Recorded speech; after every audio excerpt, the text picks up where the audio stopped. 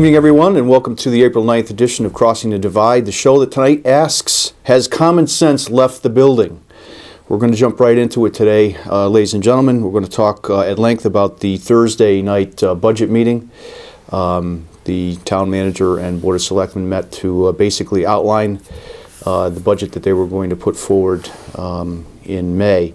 There was a number of issues that came up, and certainly I think the prevailing opinion is that we are going to continue in town here to do the same things that we've done over past years.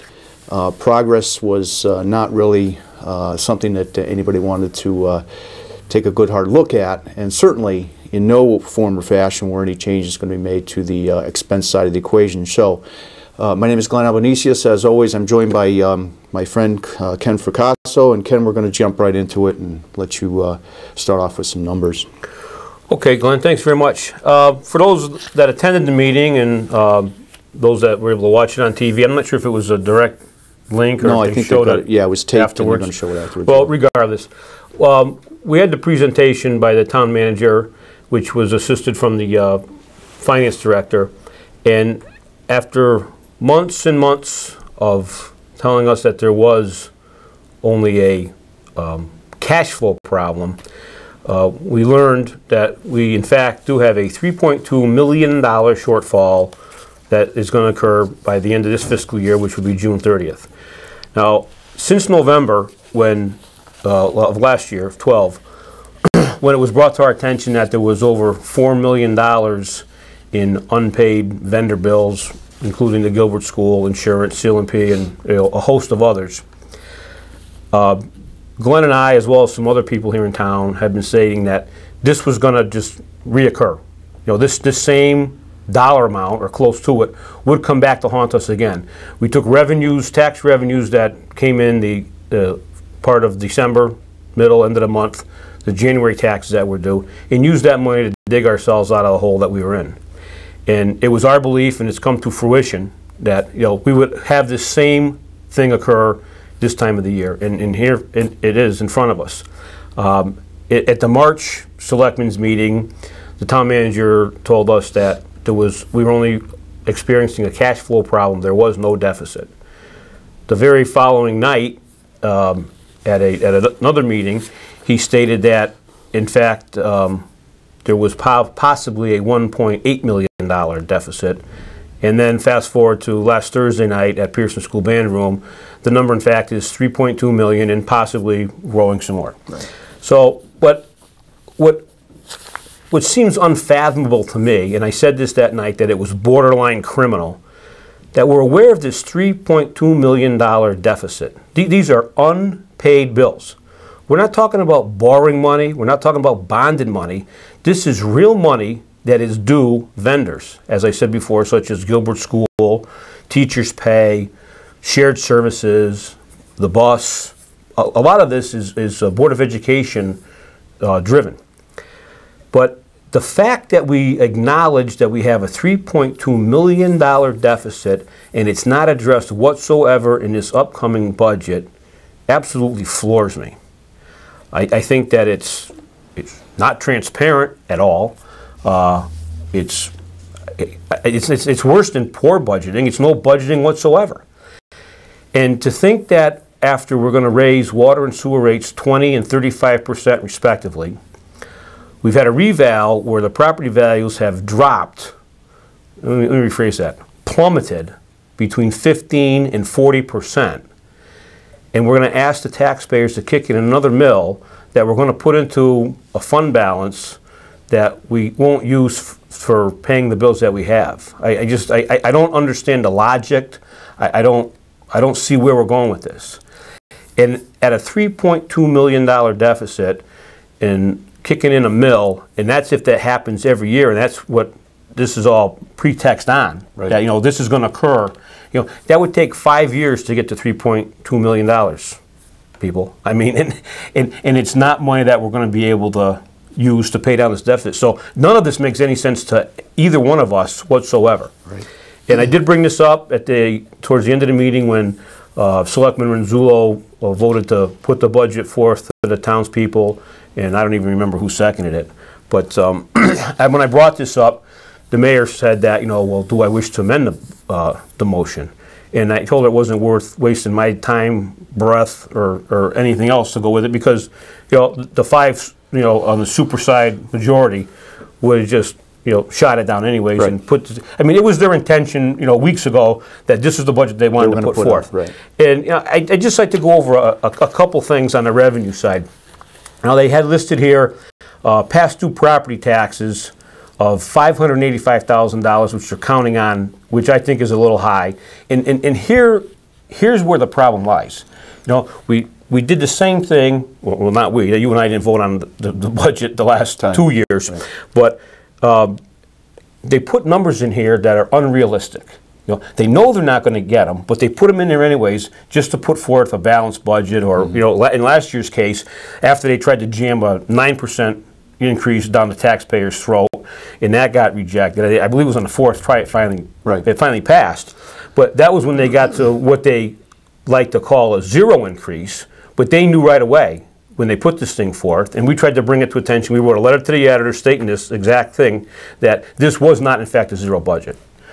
They manufactured numbers to make it look like a zero. Mm-hmm. They counted the revenue from the RRD1 right, twice. Mm-hmm. So, and it was kind of, it's not funny, because none of this is funny, but it was, I think it was like a month and a half or 2 months after it passed, the town manager came back and said, we're looking at a $200,000 shortfall because we miscalculated or miscounted the RRD1 money. Mm-hmm. And then they couldn't meet the expectations from the building department or the town clerk's office and revenues coming in. So there's a lot of problems. So here in this upcoming budget, they're expecting to collect $585,000 in past due taxes and interest and lien fees. But probably the most blatant thing that sticks out is an insurance claim to the tune of $595,000. And I asked the town manager what this was, and due to the ongoing investigation into the finance director's office and the possibility that there may have been some irregularities, there is a chance that we may collect on an insurance claim $600,000. But why in God's name they would put this as a revenue item? This is a one-time payment that we may or may not get. Yeah, right. And I specifically asked if we had a letter from the insurance company saying that it was coming. I don't even think we have any communication whatsoever that this is even under review right now. Mm-hmm. The investigation, to my knowledge, has not been completed. At least I haven't seen any. I don't think you haven't seen any, have you? No. We have no information whether they're halfway through the investigation, 3/4 of the way through, or in fact if it's completed. We have no. And so why would we put a $600,000 revenue item in this budget proposal when we don't even know if we're going to get any of it? Right. I mean, and then of course there's water and sewer, income here they're counting on, and here again, I think some of these numbers are inflated. The hospital's going to be moving to Barkhamsted, Spectrum Healthcare, Laurel Hill, mm-hmm, at the lake. That's been closed up now, and I don't know how many other places have moved out of town or shut down services. So I think there's a lot of things here that they're counting on that we may not see, any revenue or drastically less than what's stated here. And on a smaller scale, I brought up the town clerk's projected revenue was based on the run rate that we were shown. It wasn't going to come out to being the number. Now, right, I asked Robin, and she said that she felt that there was some adjustments that could be made or would be made to get to that number. But again, going through this exercise, what Ken is saying pretty clearly here is that this is the year we should be very, very cautious about what we put on the revenue side. Very cautious, because it's what's bitten us here in the current current year. And just to jump ahead a little bit, we were both excoriated by Candy Perez that we haven't had any ideas as far as the the restructuring and the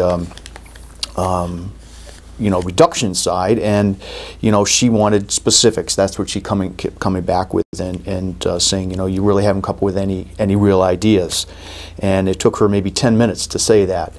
And I think your response to it was dead on, that we have come up with ideas. And it's not our responsibility to come up with the details. And your point was also well taken, directed to Charlene Lavoie, who sat up there and said, you know, where's the specifics? And she's one that has like beaten everybody up for years about micromanaging the town manager. So right. Again, your answer was dead on. Oh, yeah. Our goal and our function as a board is to set policy. It's his responsibility to put that in motion and get the details. And Candy, Ken and I have been saying, here are some ideas to look at. Civil service. Listen, I said it over and over and over again. Show us whether or not we can function in this town and hire good people correctly without incurring the expense that we give to civil service. It's a small step, but Ken, we've got to make those. We have to start doing this. Exactly, stuff. and the fact that they want to just keep things status quo, and that's the whole problem. I mean, we could have had a kindergarten or maybe a first grader draft a budget like this because it's basically a carbon copy of previous years. Sure. We've said till we're blue in the face that we need to reduce, restructure, and reinvest. And that hasn't changed whatsoever. And we've brought plenty of ideas, and I'm going to reiterate what you just said. We've brought plenty of ideas, behind closed doors, and with the town manager, and in the subcommittee, and as Glenn stated, we are dead on. The Charlene Lavoies and the Barbara Wilkes of the world that go on these TV shows and accuse us of micromanaging, and they just paint the picture any way they want. And they did it again at the meeting Thursday night. They sit there and they holler and scream. When it's not their turn to talk, they just pay more taxes, just pony up. I mean, right. They're blatantly loud, and they try to speak on other people that have the floor, and. It's just, they want to have it both ways. When it suits them, and it's no different. I'm going to jump ahead just a little bit here. It's no different than this Charter Revision Commission. I get a call on a Friday night that we've added to the agenda on Monday. 2 nights later, that we're going to form a Charter Revision committee. And want to know if Glenn or I had anyone to put on that committee. And this was all show and no go, because with the 5 Democrats, I mean, I could have put the Pope's name up, to be on that Charter Revision Commission, and they would have, well, we have, I believe, Craig Sandin, Dave Villa, Shirley Allhouse. I don't know, help me out here. I forget who the other 2 were. Well, whatever. I mean, like everything else, it's cast in stone before they even walk into the meeting. And as I stated, we could have brought up a name, and it would have been, slammed right down. And they were going to put who they wanted to put on. So here again, there's no sense in us even wasting our breath, bringing up a name that would just get shot down. Right. And so be it. They have the supermajority, and I got to tell you something. It's like meeting after meeting after meeting. The lack of leadership that's been shown for the past 4 years, actually, because when Candy was sitting in the big chair, there was nothing that got done, but of course then they only had, it was 4-3, right. Now it's 5-2, right. But regardless, I mean, this is politics at its worst, and for them to have a budget come up and not change it one iota. Nothing's going to change. Right. Every year there's a 2 or 3% increase in pay, and the people that say that they don't mind paying a little more taxes, that's all well and good. But what's a little more mean? And what's a little more going to get us? Exactly. A 2 or 3% increase in taxes every year wouldn't cover the health and welfare benefits or the pay increases. Right. I mean, who are they kidding? Right. And I can't believe for one moment that the members on the Board of Selectmen don't understand this, or let me rephrase that. There's got to be a couple of people that I would think understand this. Maybe some of them don't. But to have that same attitude and just go on and think that things are going to improve. This budget that goes forth, we're not going to see any road improvements. Right. We're not going to see any improvements. Right. We're not even treading water. Right. We've got a $3.5 million hole that we've got to fill somehow. Those bills are going to get paid, right.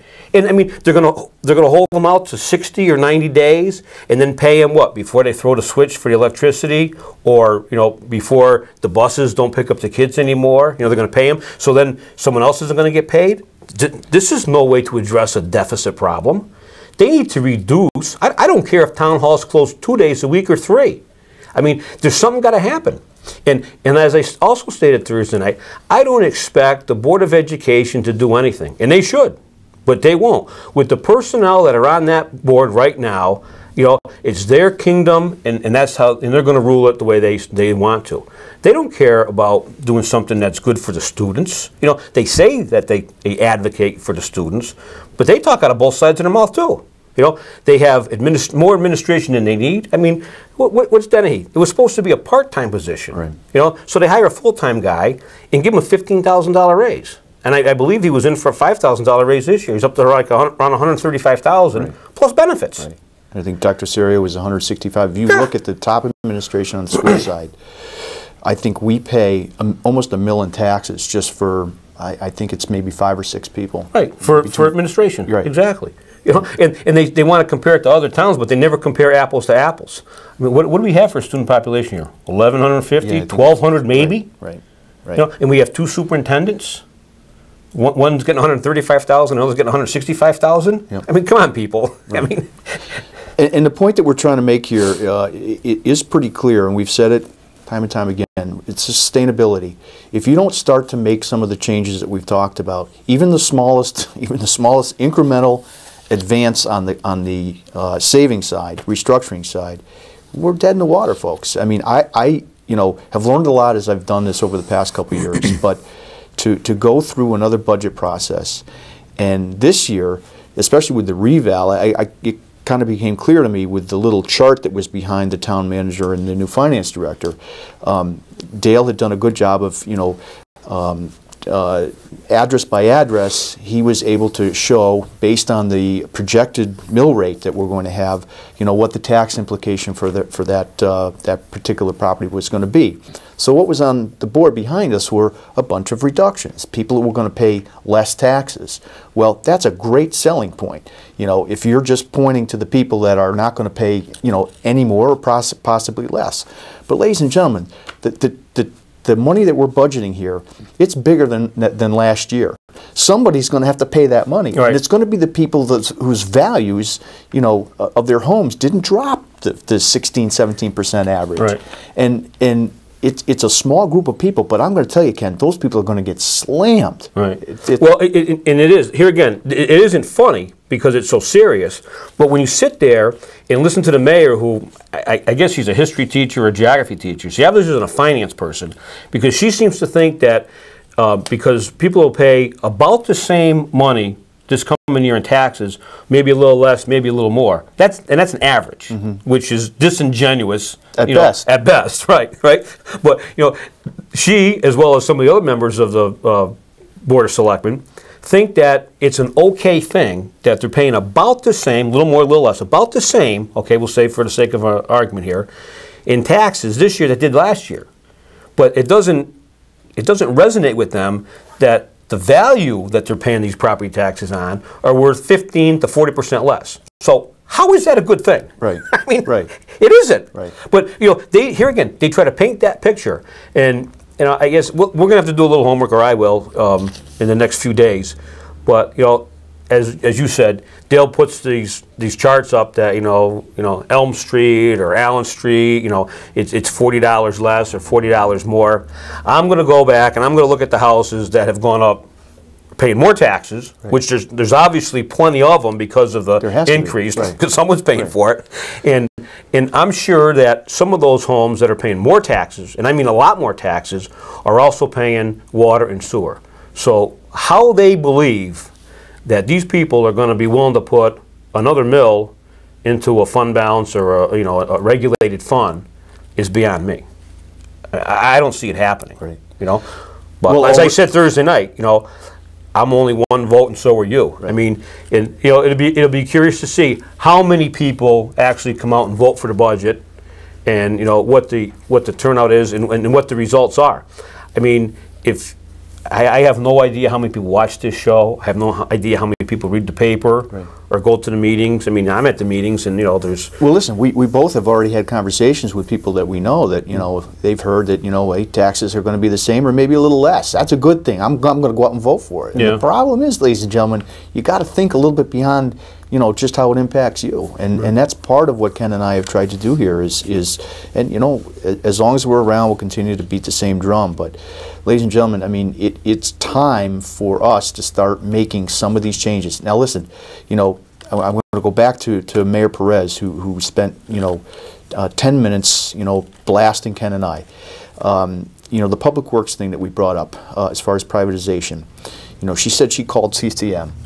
Okay, or Dale did. And no other town in the state of Connecticut has done that. So that makes it a bad idea?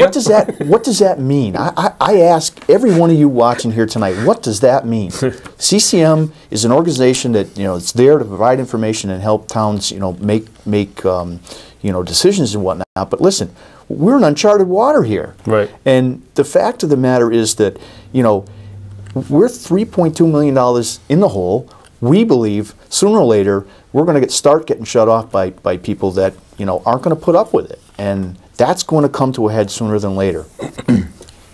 Taxing people more, adding to the mill rate, and hoping that fund balance is going to help you get where you need to be. Like your question to Dale, it's 5 years before we're going to even get there. Right. That's a long time. Right. And listen, the trends are, and again, Mayor Welcome had knowledge that I was totally unaware of. She says that the state of Connecticut is growing. Immigrants are coming in, and I just it's stunning to me to hear some of the ideology here that from Charlene Voigt. Pay more taxes. It's about time. We've had a free ride for long enough. Ladies and gentlemen, if you buy into that, I just, I'm shocked. I'm just amazed by that. But that's the mentality of the majority that those two ladies, Charlene and Barbara, have put those 5 people in place. To their credit, that's the supermajority that they had win the election last time. I ask you, over the past 2 years, what have they done? What progress have we made over the past 2 years? On either the how about the last 4? on either side of the equation, the expense side or the revenue side, they could pass and do anything they wanted. Like you said before, we're 2 votes out of 5. They could have moved the world in those 2 years. And I ask you where we've moved. Well, we have plenty of ideas. We continue to have plenty of ideas.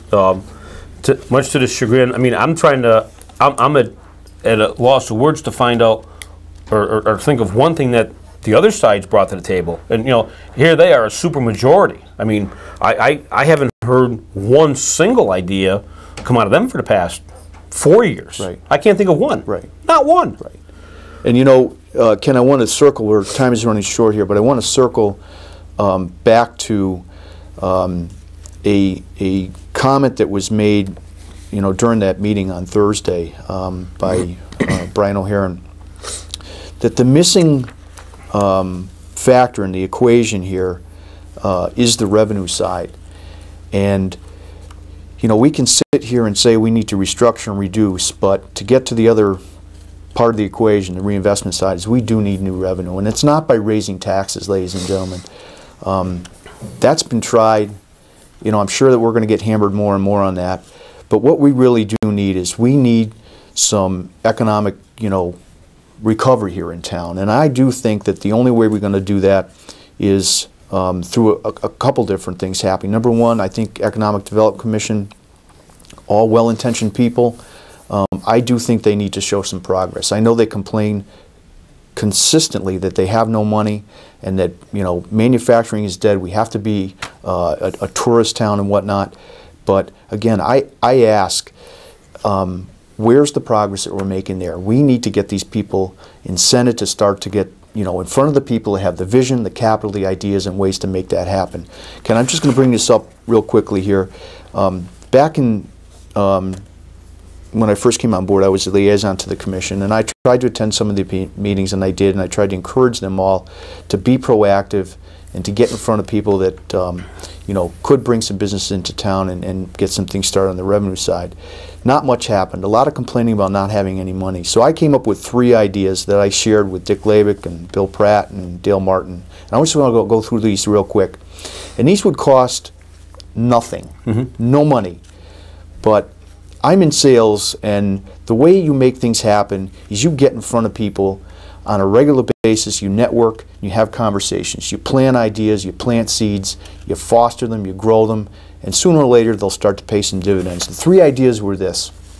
On the website that they'd paid money to post on the town website, the Economic Development Commission has their own website, we need to have on there a posting of all the properties in town here that are open and available. If anybody is surfing and looking for towns that, you know, have needs, we need to be able to make sure that somebody can go online and see exactly that Ivory and Dudley, you know, that old building is available. We need to, you know, have people see that Capital Products, Mike's and Renzula's investment, is there to be, you know, inhabited and you know, put some businesses in there. We've got Lambert Cay that the town owns. We've got John Maurice's property up by the lake. These are all places, these are key properties to redevelopment here in town. Post that information on the web. And you know, I went on there today before I came down here, nothing. Absolutely nothing. Secondly, I suggested that the EDC visit at least one other town that's been successful with their EDC efforts. And that's what, putting a tank of gas and putting 4 or 5 members in a car, driving down, have a meeting with people that are successful. Look at Shelton, look at Oxford, look at some of these towns that have moved the ball forward, ladies and gentlemen. There's no cost to doing this. And I've said time and time again, you know, if you don't have any money, that's fine. It doesn't mean things stop. Right. You know, start to do some things that are going to pay some dividends. Lastly, endorse a sales team proposal. There are people here in town, volunteers, that have professional background on selling, you know, whatever it is. And we need to get those people in front of, like I said, the developers. You go online, you can pick up in 5 minutes, you know, 15, 20 developers on the East Coast that have projects that have, you know, helped towns out, built revenue. These are the things that need to start happening. So listen, we have, and I'll end by saying this, we have for the past several months sat here and talked repeatedly about, you know, saving on the cost side. Well, the other part of the equation is, you know, how do we build revenue? And I think the EDC needs to, you know, they need to step up to the plate. I know they're doing a show that's terrific. I know that they're good at what they do, but we need to get some results. Well, and kind of a little piggyback on this that goes along with this, we've also brought up 2 years ago, it was during the campaign, and it was scoffed at by the other side, you know, namely Marion Welcome, that we revitalized downtown. You know, they put a paltry $20,000 in the budget finally last year, and then took it out to, you know, pay for some of this other stuff. And you know, and that was to get, you know, some of the housing downtown, to get, you know, make it appealing to, you know, some young professionals that would rehab some of these buildings, that would increase the tax base, we pay more taxes on it, and clean up some of this area. But you know, they don't think that it was a good idea, so it just kind of got swept under the rug, or you know, pushed to the wayside. But you know, these are the ideas that, you know, we've come up as a group ourselves with some, you know, some other people, and you know, because it's nothing they think is going to work, or it wasn't their idea. Just keeps getting shot down. Yeah, they put it to the side. Right. So listen, our time is growing short. We are going to continue to throw ideas on the table. And as long as we're around, we're going to keep, you know, fighting a good fight. And for all of you out there that look at things kind of the way we do, you know, talk to your neighbors. You know, call us. You know, if you have thoughts and ideas, we're open to all of them. And as always, Ken and I thank you very much for joining us tonight, and look forward to seeing you at the next show. Thank you. Good night.